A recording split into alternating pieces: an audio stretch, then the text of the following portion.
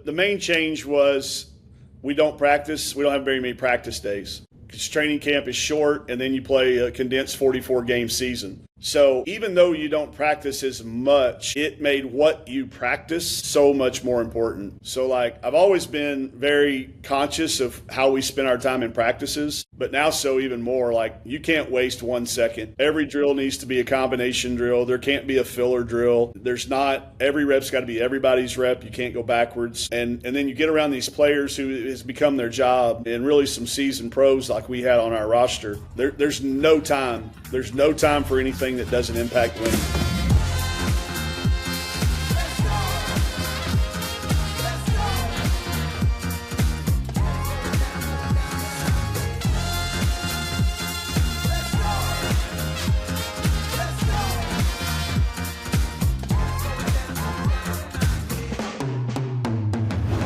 Welcome to another Coaching You podcast with the coach, Brendan Suhr, presented by Noah Basketball. Today, one of Coaching You's best friends, Mike Neighbors, incredible college coach, University of Washington, University of Arkansas.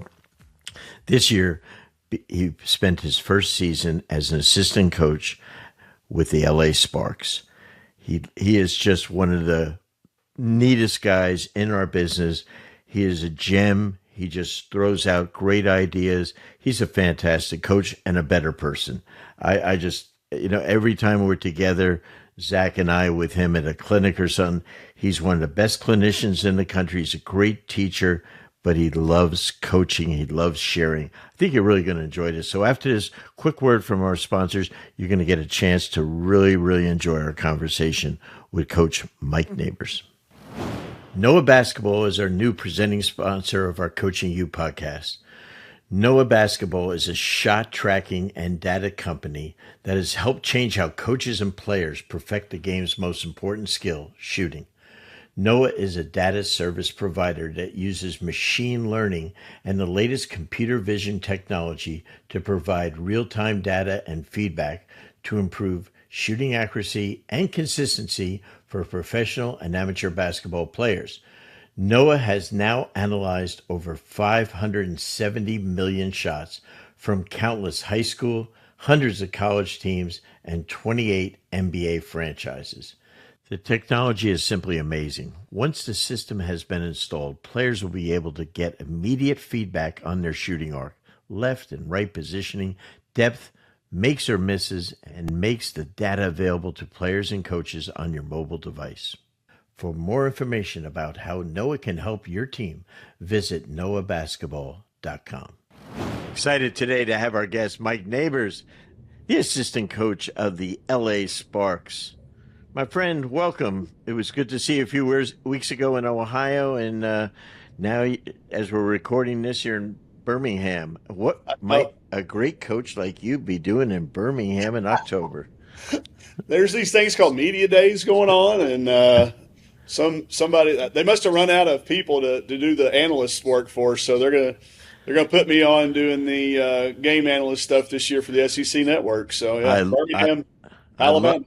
I love it, and let's just be critical of every coach, and a couple of jobs will open up. No, I'm only kidding. No. So let me say this. So you've had incredible experience, and one I wanted to start with you today, Mike, as good of friends as we are. When you started coaching, you started actually in high school coaching women's basketball. Yep. Why, as a young man coaching, coming out, were you coaching women as opposed to men or boys? Yeah. Girls instead of boys? Yeah. I don't think I knew it at the time, Coach, but as I matured and got older, I think it was because I didn't have a father in my life growing up, and I was raised by my mom and my aunts and my grandmother. I certainly had some uncles that became kind of an amalgam of a dad, but my first strong influences were women, public school teachers and aunts. Everybody I had in my life was, and I felt like I just connected better. And you get Christmas presents when you coach girls. That's what I found that out real fast. The boys coach never got presents. I got presents every year. So there's two bonuses. But, yeah, being raised by women and probably being able to connect a little bit better, coaching the emotional side of the game, and it felt comfortable to me. I never felt out of place. I never felt like I was coaching. It was just coaching to me, and I had a great group to coach that wanted me to coach them, regardless of whether they were boys or girls. So it just became something I was passionate about, and going on. I think this is my 70. I think it's my 70. Last year was my 77th women's team to coach. That's incredible. Yeah. That's absolutely incredible. Nuts. And you know, you've had great players and stuff, and you've coached at various colleges and stuff. And then when you and Kelly, I guess, when you went to Xavier, and then when you went out to the University of Washington, here you are, a young guy. You're going from Arkansas to freaking beautiful Seattle, Washington. Yeah. What was that experience like for you?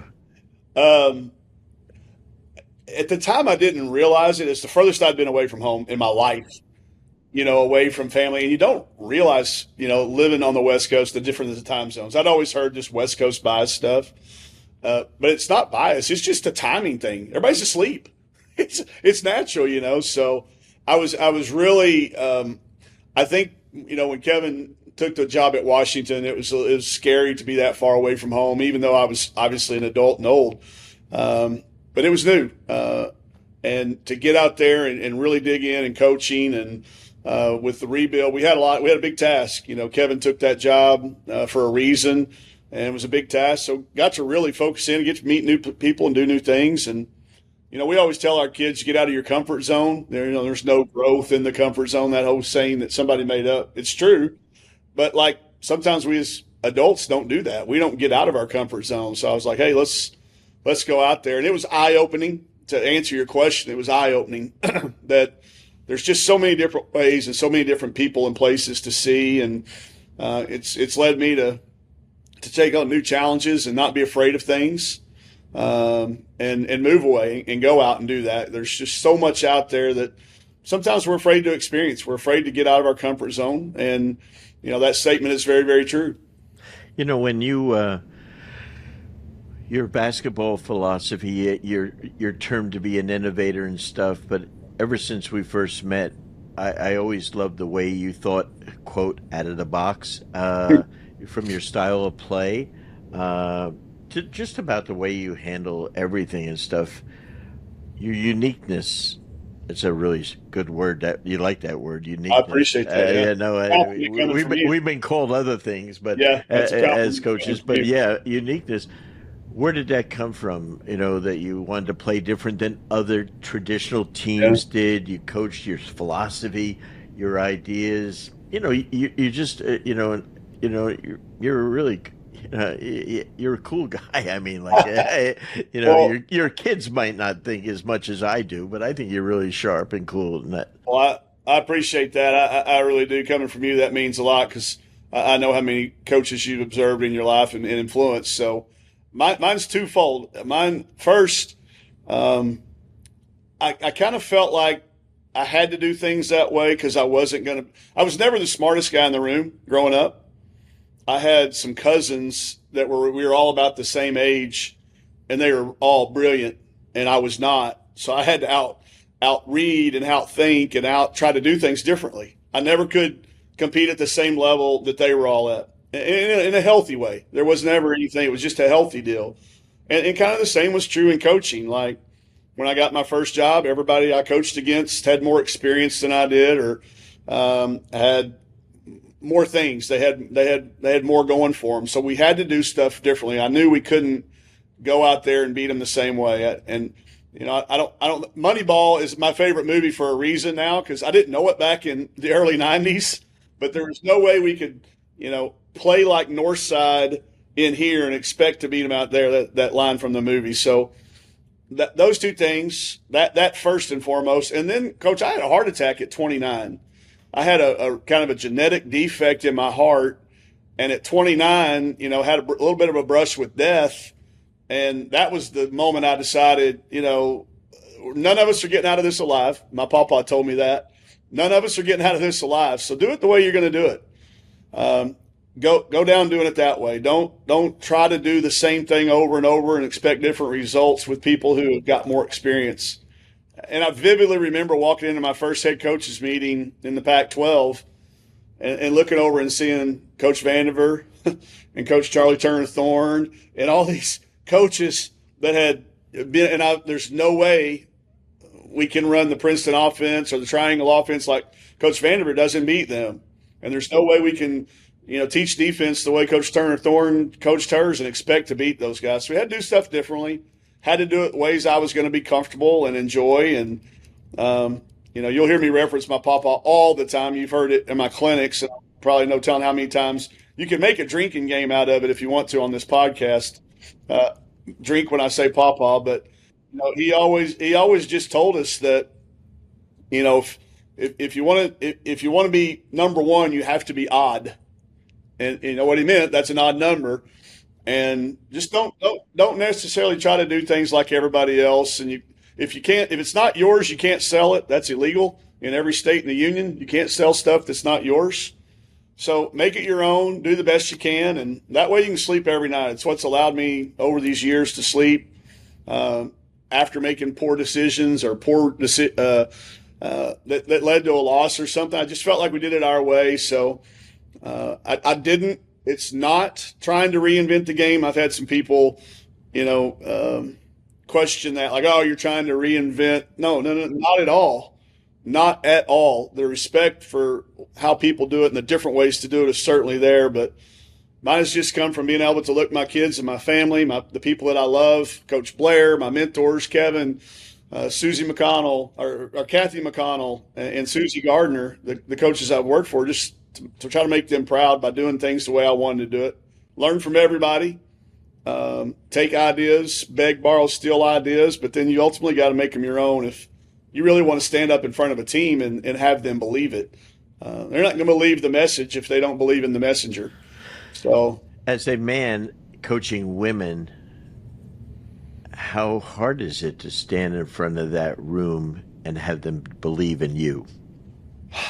I don't know it any other way. It may just be I've been lucky with the team, the players I've coached. I've never felt like that was the case. Right. I know it comes up a lot. Like, I obviously have rules. Like, I've not been in a locker room since high school. One time I had to walk into a locker room, and I just don't do it. We meet in a meeting room or something. Other than those things, quite frankly, I don't know that I really even notice a difference. I think it's, again, because of the connection I have, the ability to create a relationship with them before I try to coach them, which is something I've always tried to do, is get to know the players. I don't think that will ever change. I know times are changing, and I know some techniques and some things like that are changing, but I still don't think in coaching women, and I think players in general, that if they know that you want to get to know them as a person off the floor, then I think they're a lot more susceptible to listening to you when it comes to your ideas of how to play on the floor.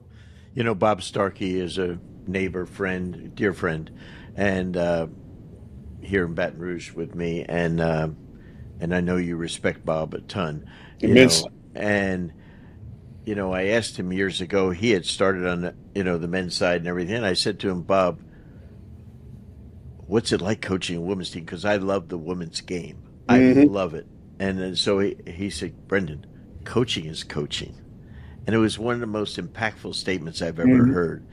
And I've always felt that was like on my bucket list, because I just think that I just love the idea, and I think they do so many things better than the guys. I really do.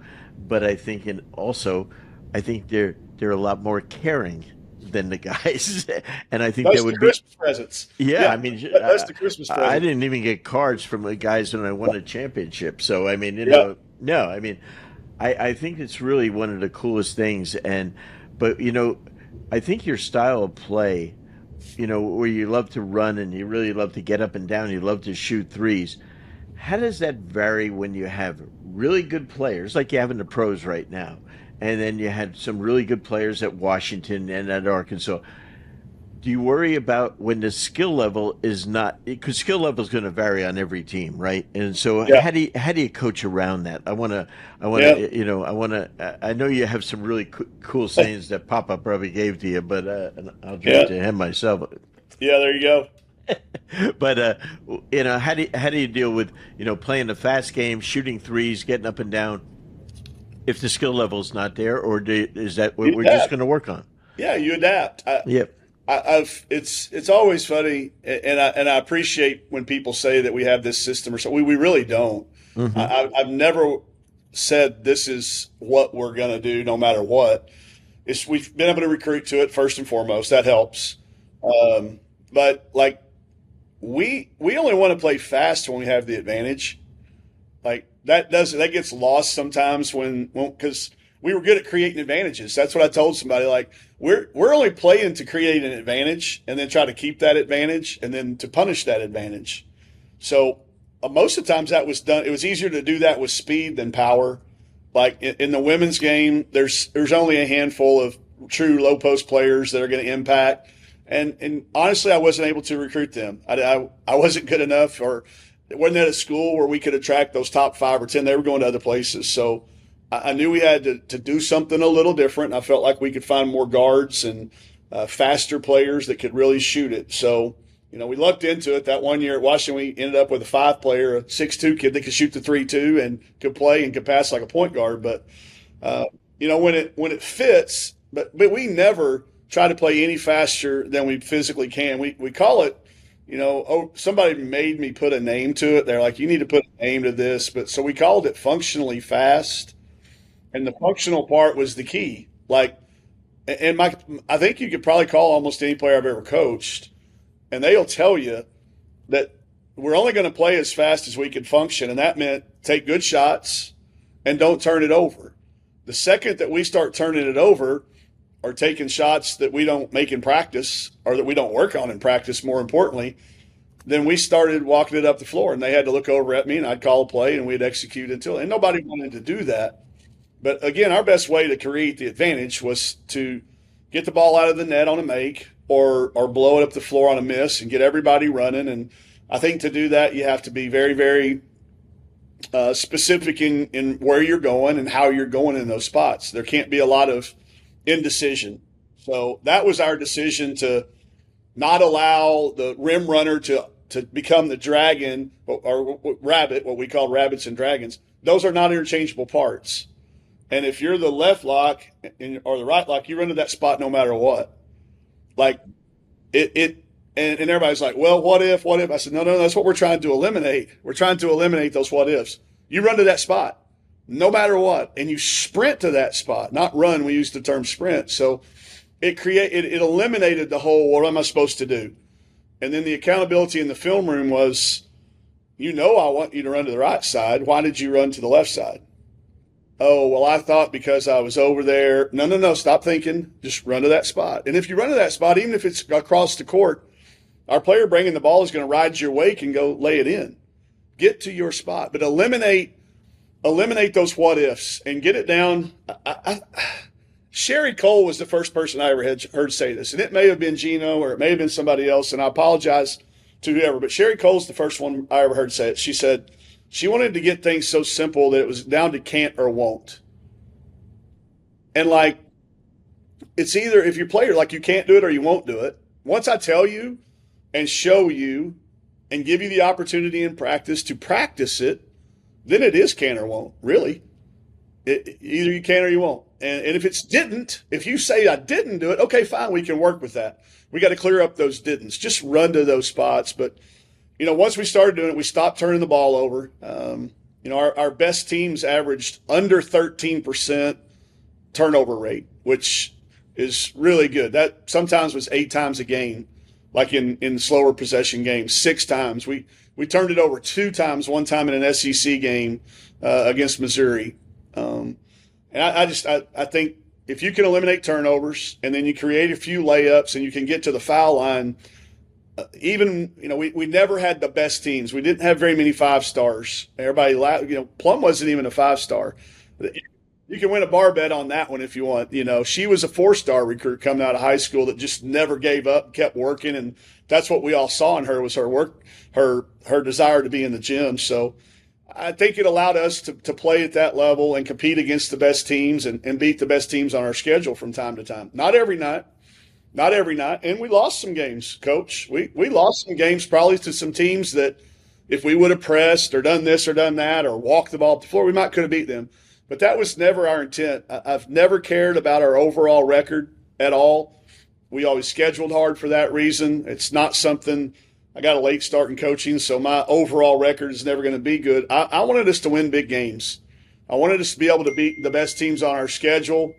And I felt like that was the best way for us to do it. And, those first couple of years as a head coach, it worked. We won 25 or 30 games when we were an underdog, beating ranked teams. And then, of course, the run to the Final Four really solidified that and made it concrete with us that you can beat the best teams playing this way.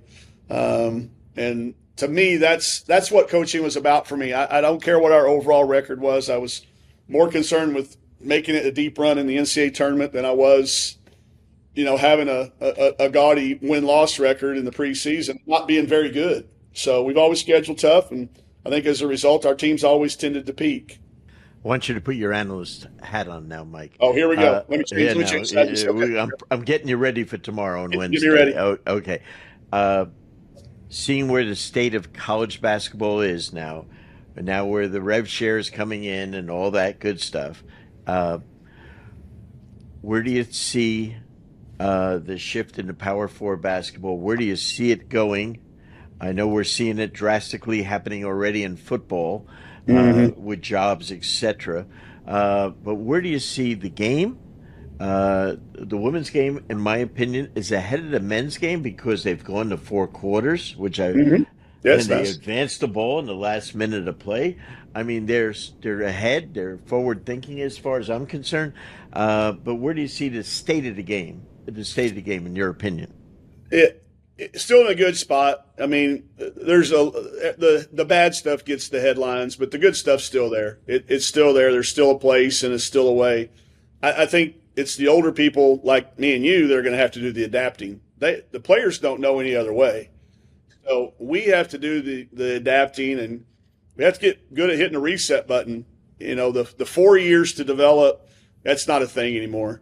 You can't count on 4 years. You can't count on building those relationships. I think you have to.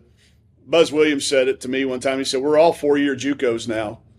Some of us are just better funded than others, but we're 4-year JUCOs. It's up for at the end of every year." So I think the older people that are in the game have to make the adjustments to keep it going. The talent level's off the charts. The young players can do so many things. They're so good, and they're doing such things, worldwide too. The game has just exploded globally. So it's in good spot, but I think the people that have been in it for 30 years going on now for me, if we don't adapt and make the changes, then we're, some of the younger coaches that I know are ready. There's some yet ready, but we don't have enough. We don't have enough young coaches. We've got to do a better job of teaching and giving experiences to some of our younger coaches because they're going to be better at that. So I see there being a little period right now, but maybe a plateau of everybody kind of waiting to see, which way it's going. And I hope everybody that's in the decision-making areas for all of women's sports just work together and fight through it and make the right decisions because we've got a lot of momentum, a whole lot of momentum. The WNBA is growing exponentially with all these cities bidding $250 to $300 million for a franchise is unheard of. I mean, it was $50 million 3 years ago. Now it's $350 million. So it's in a great space. We just got to keep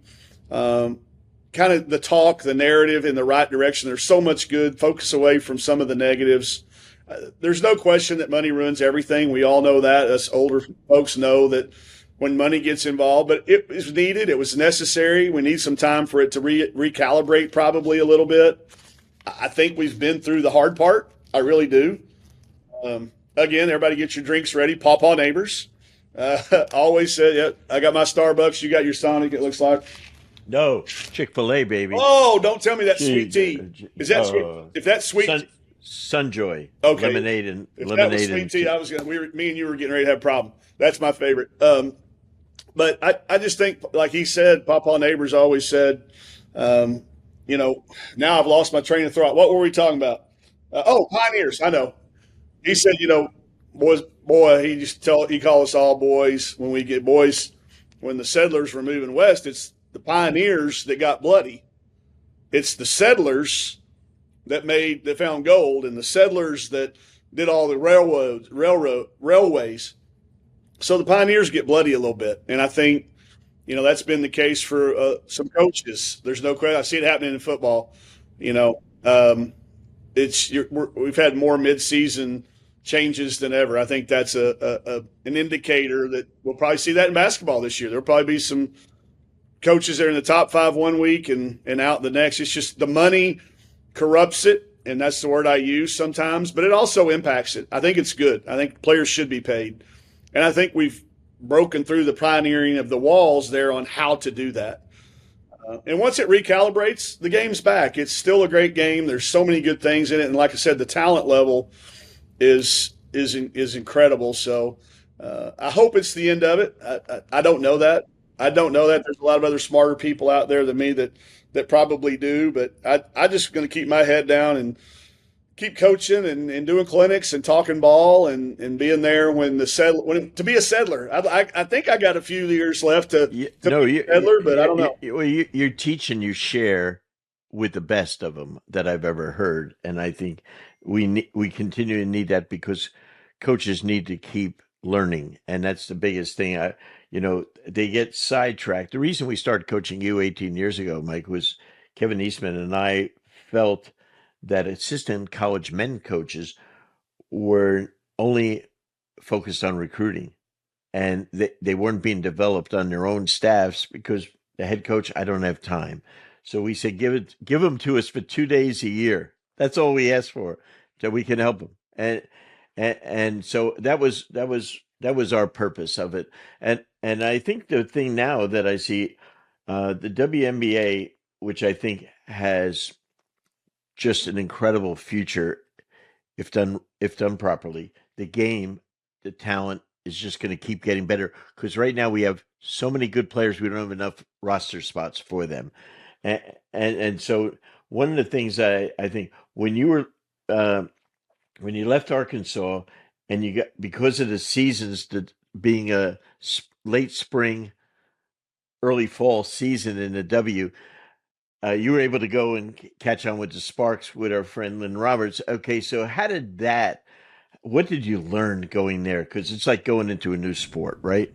It was. Yeah, it really, really was for me. The main change was we don't practice. We don't have very many practice days because training camp is short, and then you play a condensed 44-game season.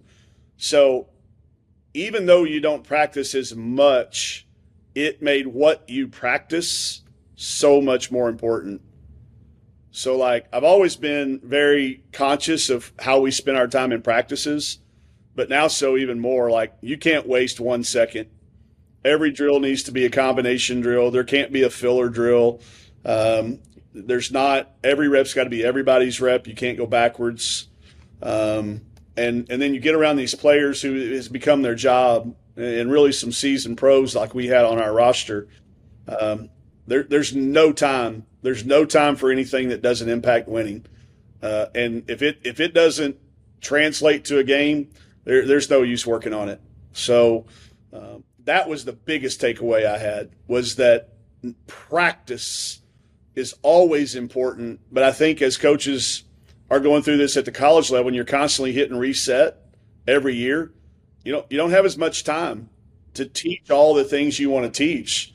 So it's imperative that you be better teachers, and you don't waste 1 second on stuff that doesn't matter, and you spend your time on the things that matter most, the things that impact winning. We spend a lot of time guarding the ball because at the end of the day, most of our defensive inefficiencies were because we didn't guard the ball well. It didn't have anything to do with our coverages or how we rotated or any of that. It was, let's focus our time on that. So I think it really helped me narrow my focus as to what really is important. And I think I'll take that and all the clinics you mentioned.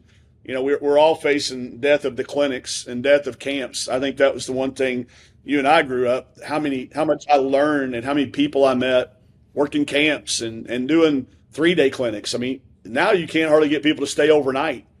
But back in the day, we used to thrive on those 3-4 day clinics where we were together for, morning, noon, and night. We were, at breakfast together. We were at lunch together. We were at dinner together. We were in the bars together. We're all those places. And so much learning happened not in the normal setting. So trying to continue to do that. But I think the other part about the game, the difference between just college and the pros, is just the level of focus that everybody has at that level. If I showed up, there would be days I would show up not feeling great. I'd had one of my kids may have slept, had cough or woke up early. And if I walked into that door not at the top of my game, man, I stuck out like a sore thumb amongst our trainers, our strength coaches, our guys' practice squad. We had a men's practice squad. Those guys showed up an hour early. They're stretching. They're over there lifting weights because everybody was at a professional level, and it raised me up again. It reinvigorated me into knowing that you better hit the ground that day showing up with your best because you stand out. And a player can sense that. You can't fool great players, and when you're around these people that are doing it at the highest level, you got to be prepared. You got to be energetic. You got to know your stuff. You got to back it up with facts and film.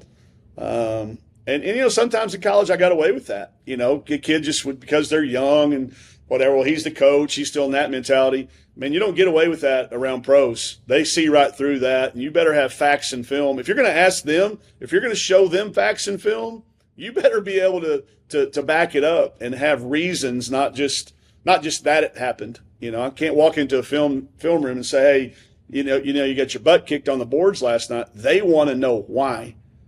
And great players want that. And you run into that a few times and at the lower level, whether I was in high school, that jump went to college and then the different levels of college.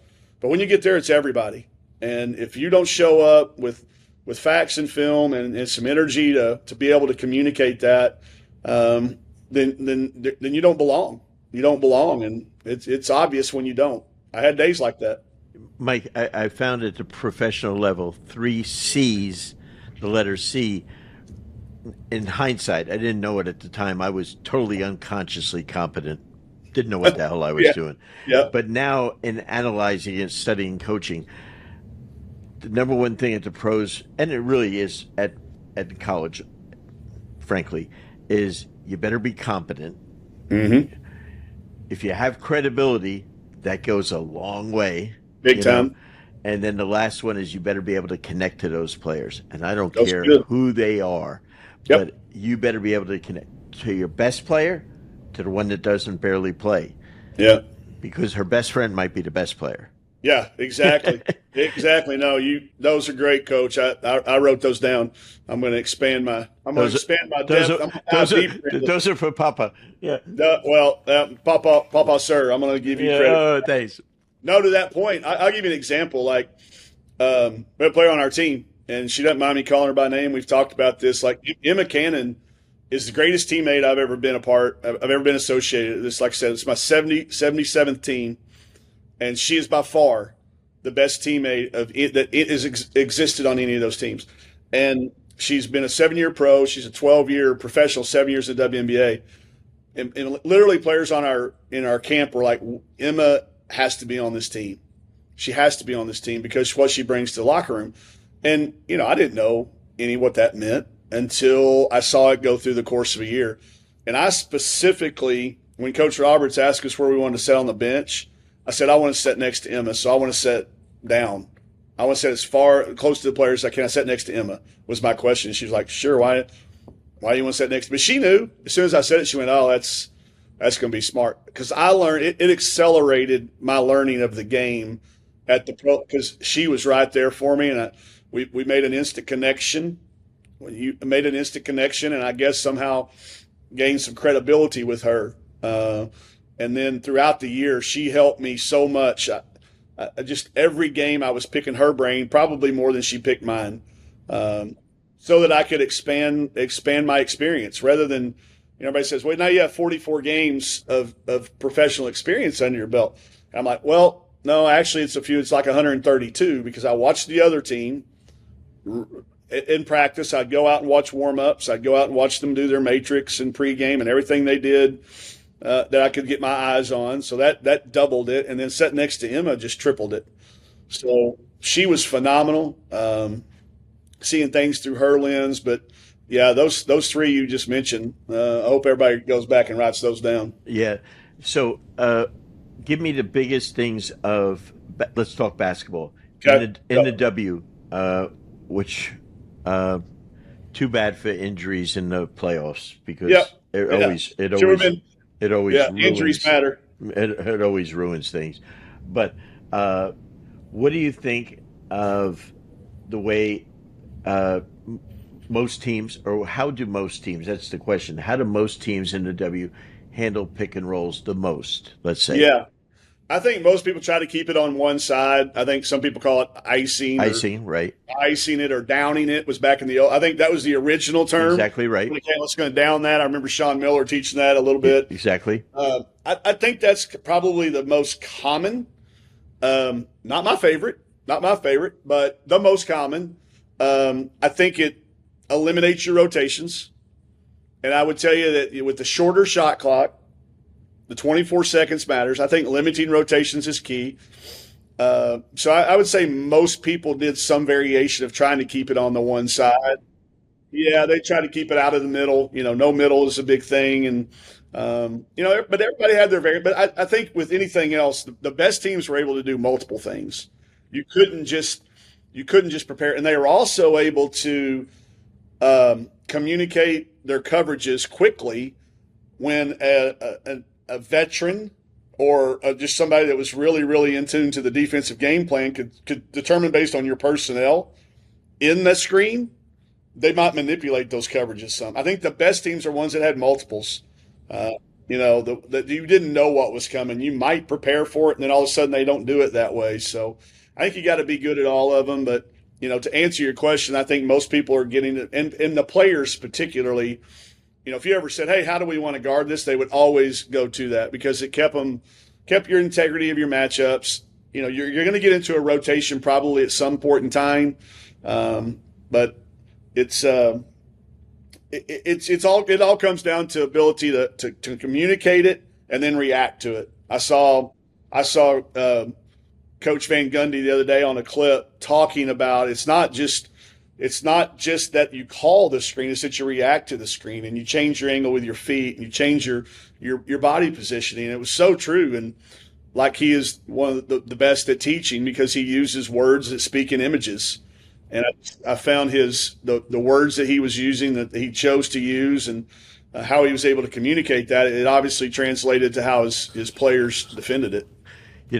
So in the NBA, that became very, very popular.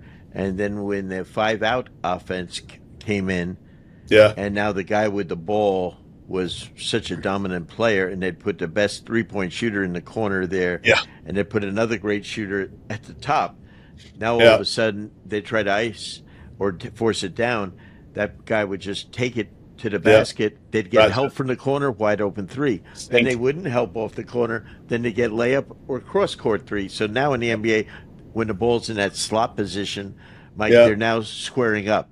That's right. Yeah, they're squaring up. They've changed it. How about the middle ball screens, which I always found to be the hardest things in basketball to stop? Is it drop coverage and switching in the middle of the floor? Do you find? Yeah, again, not my favorite. The drop is just a term I really. Yeah, I know. Me. It just bothered me, but. Yeah, you're right. It is. But there's a lot of that three-player switching, a lot of sending size to the roll, the short roll, or exactly back. How are you going to handle triple switch we use in the clinic business? Triple switch. Now you got cool. Each team's got different, they make terminology. Bingos or blazes. Bingo. I never. I, growing up Catholic, I don't like bingo. I remember that's how we lost all our money. There you go. Yeah, there you go. That's one for Pop. There, right there. Okay. It's. I think. Listen, it's just like offense too. There's so many ways to defend. There's still no defense in the world that can guard a straight line drive, and there's no defense in the world that can guard two consecutive good actions. Whether that's a ball screen and a cut, or a ball screen and another screen, or a ball screen, and a slip. 2 consecutive good actions leads to a basket about 90% of the time. So I've always just felt like defensively trying to give your team the best opportunity to not give up threes and to not foul. If you're giving up contested twos, that's at the end of the day, that's a great defensive night. And part two, Coach, this is the other part that challenged me. A lot of, obviously coming from high school to different levels of college, almost every game, there was somebody on the other team you really didn't have to guard. Like, I don't care. I mean, there were games in the NCAA tournament with our good team. There was still somebody on the other team we didn't guard. Well, that's not the case when you get to the W or to the NBA or to any of the professional levels. Everybody out there can make a shot. And most of them can make a shot and create a shot.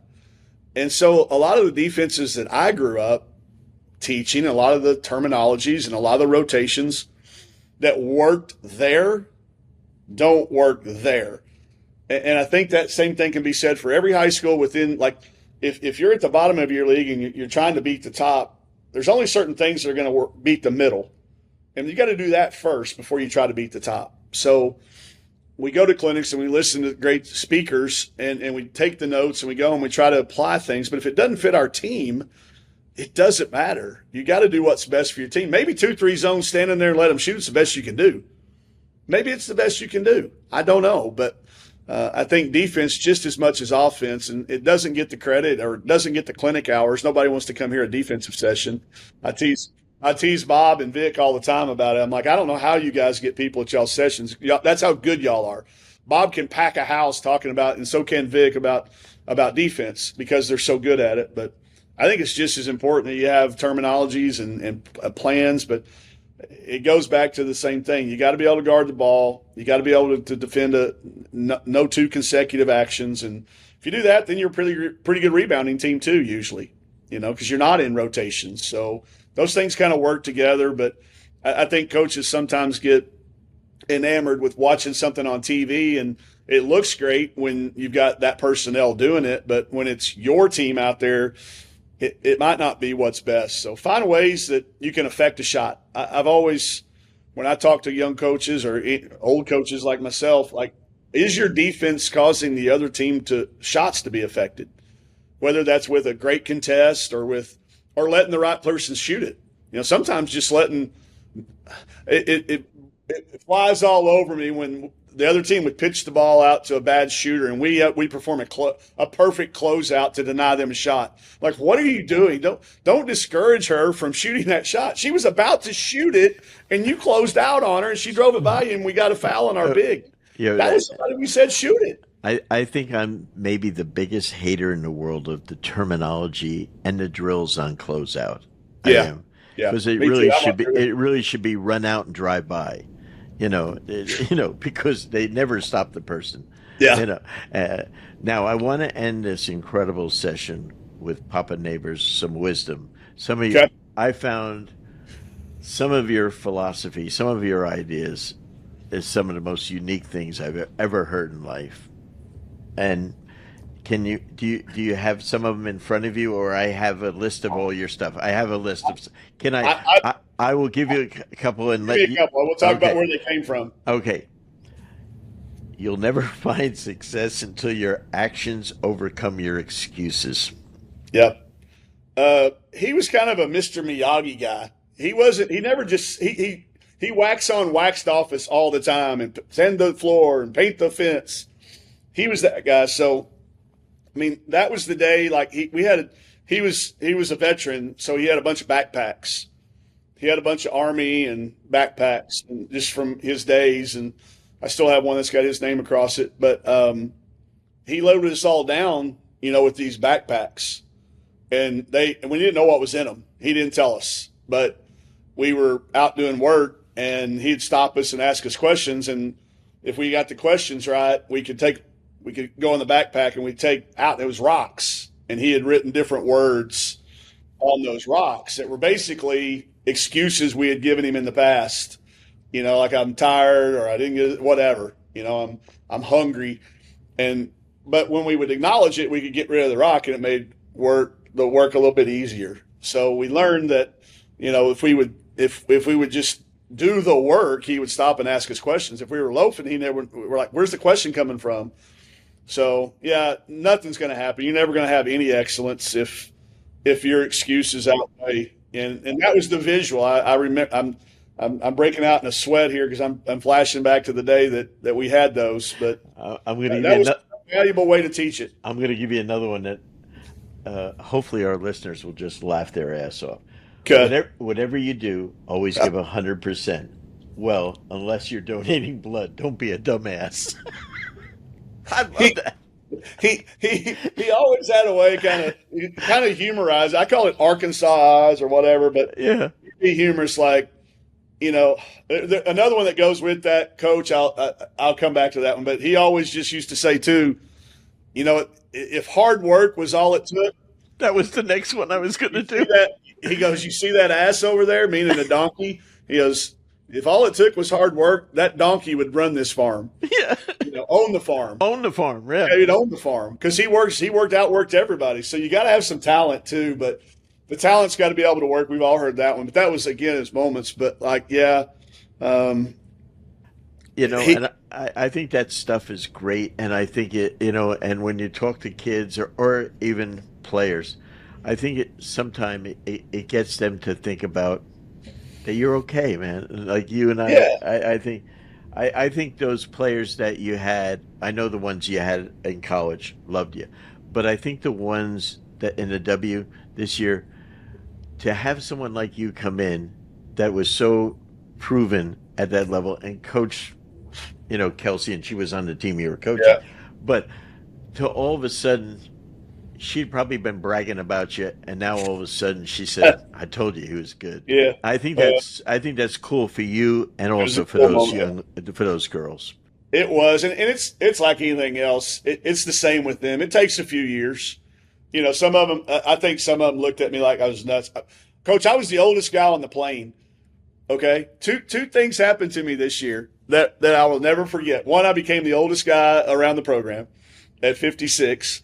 And I also got picked last in something for the first time in my life. Like schoolyard lineup, everybody here is going to we were playing dodgeball, and I think there were 51 people. I think I counted 51 people in the gym. This guy got picked last, dead last. So it was the first. It was very humbling, but I understood it. And I do know that, like, I actually got a text today from a player. I used to write kids little notes and stick them on their locker. And, that's not evidently I learned that's not a pro thing to do. Like, Coach, we don't do this in the pros. And then I stopped doing it for a while, and I got a couple kids go, "Hey, Coach, I didn't get my note." And I'm like, "Oh, well, somebody told me we don't do that in the pros." And they were like, "Well, I'm a pro, and I've got them all saved." And I missed two. I said, "Well, no, that's my fault." So what I did, I figured out who was, and I kept doing them for the kids that liked them. I get it. It's not for everybody, but I'll get a random text like, "Hey, can you send me those? I lost them. Can you resend them to me?" So, I think that's what we all do as coaches. Those hand grenade moments, those delayed gratifications, they come around, and so I'm going to keep doing it. I don't get my feelings hurt anymore when somebody not recognize it at the moment, because I know at some point in time they'll either be telling one of their kids or asking me, "Hey, what was that exact quote about the donkey owning the farm? What was that?" So all I'm going to tell you, Michael, is something that UB Brown told me when I first went, because I didn't know what the hell I was doing at all in the NBA. None of us do. I was 27. I had hardly ever watched an NBA game back then, and so coming right from college, and he said to me, I was scared to death before our first practice, and he walked over to me. He was my high school coach. He walked over to me and said, "Hey, relax. Don't be scared. Don't worry about anything. You're good enough to be here. Just relax." And that, don't try to be me, he said. Yep. Which would be Yeah. yourself. Yeah. And that was the other thing. You're one of the most authentic coaches and humans I know, and that's what I think makes you so successful. Well, I appreciate that. It means a lot coming from you. I've learned a lot, and if I can pass it on down the line to somebody else, Coach, it's all been worth it. Yeah, well, you're an impactful guy, man, and you've impacted so many coaches and thank you for being a great friend, and I appreciate Same, it. Coach. Same. Thanks for getting me on here. It's been fun, and if this analyst thing doesn't go or goes well, we'll get back on and do it. We'll do some more. Hey, have fun tomorrow and win. Yes, sir. All right. I will, Coach. Good to see you.